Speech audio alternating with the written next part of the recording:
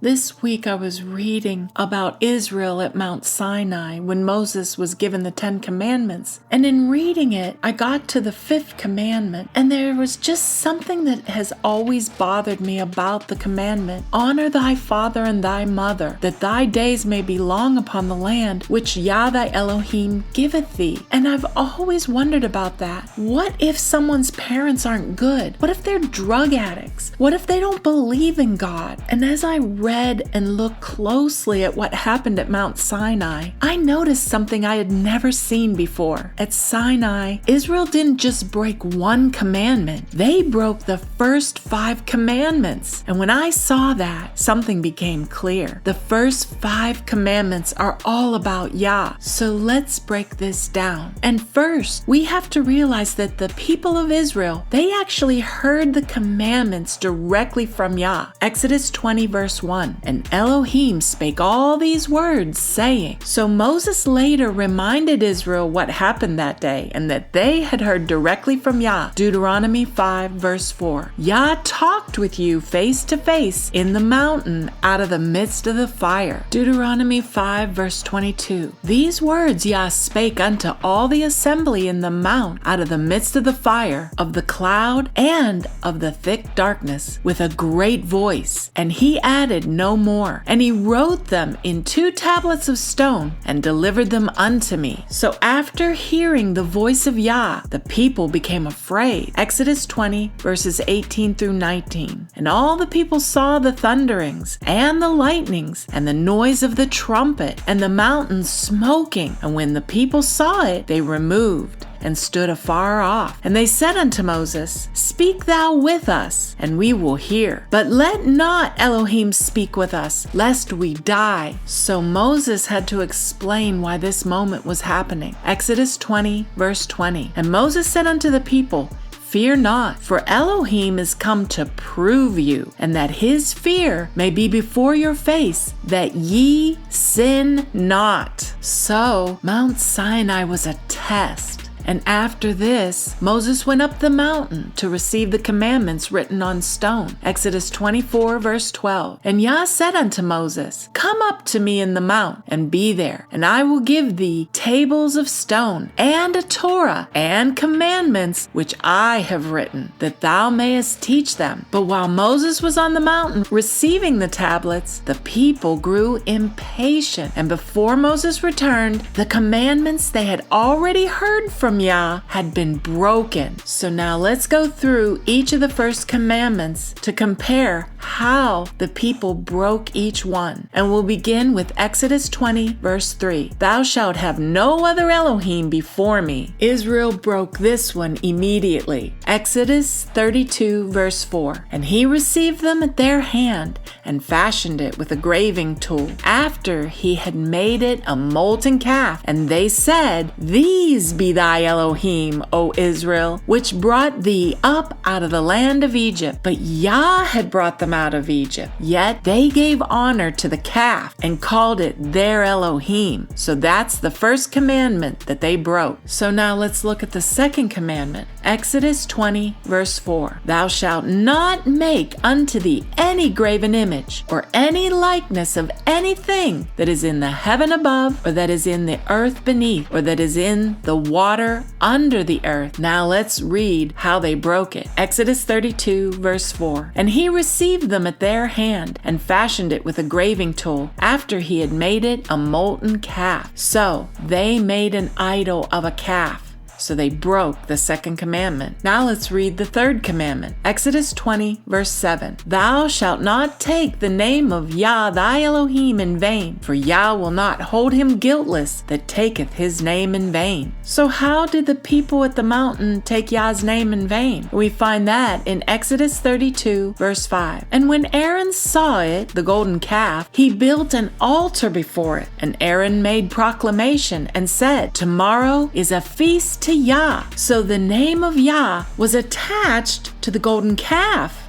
So the third commandment was broken at the mountain. Now let's go to the fourth commandment. Exodus 20 verse 8. Remember the Sabbath day to keep it holy. So how did they break Yah's Sabbath? Exodus 32 verse 6. And they rose up early on the morrow and offered burnt offerings and brought peace offerings. And the people sat down to eat and to drink and rose up to play. So they did not remember the Sabbath day in the way Yah would have them remember it. They didn't honor Yah. They brought peace offerings and burnt offerings and to an altar underneath a golden calf. So that was not keeping Yah's day holy. So they broke the fourth commandment. Now we come to the fifth commandment. The fifth commandment is what always had me confused. So let's read it. Exodus 20, verse 12. Honor thy father and thy mother, that thy days may be long upon the land which Yah thy Elohim giveth thee. So the question becomes, who is the father? We find this in Deuteronomy 32, verse 6. Do ye thus requite Yah, O foolish people and unwise? Is not he thy father that hath brought thee? Hath he not made thee and established thee? Yah is the father of Israel. And Proverbs reveals who the mother is. Proverbs 1, verse 8. My son, hear the instruction of thy father, and forsake not the law of thy mother. So now we know that the father is Yah and the mother is the Torah, the instructions given to guide the children of Israel, and the promise connected to honoring them is life in the land. Yah repeated that same promise before Israel entered the promised land. Deuteronomy 11, verses 8 through 9. Therefore shall ye keep all the commandments which I command you this day, that ye may be strong, and go in and possess the land, whither ye go to possess it, and that ye may prolong your days in the land which Yah sware unto your fathers to give unto them and to their seed, a land that floweth with milk and honey. So if you honor Yah your father and the Torah which is your mother, you will live long in the land. But at Sinai, the people